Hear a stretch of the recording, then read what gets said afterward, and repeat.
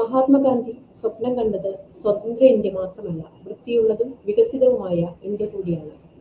മഹാത്മാഗാന്ധി ഭാരതമാതാവിന് സ്വാതന്ത്ര്യം നേടിക്കൊടുത്തു.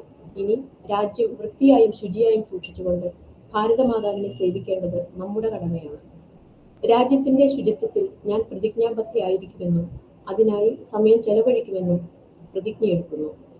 വർഷത്തിൽ 100 മണിക്കൂർ, അതായത് ആഴ്ചയിൽ 2 മണിക്കൂർ ശുചിത്വത്തിനായി സ്വമേധയാ പ്രവർത്തിക്കാൻ ഞാൻ നീക്കിവെക്കും.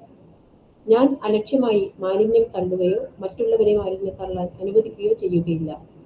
ലോകത്തിൽ വൃത്തിയായി കാണപ്പെടുന്ന രാജ്യങ്ങളിൽ പൗരന്മാർ മാലിന്യം വലിച്ചെറിയുകയോ മറ്റുള്ളവരെ അപ്രകാരം ചെയ്യുവാൻ അനുവദിക്കുകയോ ചെയ്യാറില്ല എന്ന് ഞാൻ വിശ്വസിക്കുന്നു. ഈ ഉറച്ച വിശ്വാസത്തോടെ ഗ്രാമങ്ങളിലും പട്ടണങ്ങളിലും സ്വച്ഛ് ഭാരത് മിഷൻ സന്ദേശം പ്രചരിപ്പിക്കും. ഇന്ന് ഞാൻ എടുക്കുന്ന ഈ പ്രതിജ്ഞ എടുക്കുവാൻ 100 പേരെ കൂടി ഞാൻ പ്രോത്സാഹിപ്പിക്കും. ശുചിത്വത്തിനായി ഞാൻ എടുക്കുന്ന ഓരോ ചുവടും എൻ്റെ രാജ്യം വൃത്തിയുള്ളതാക്കാൻ സഹായിക്കുമെന്ന് എനിക്ക് ഉറപ്പുണ്ട്.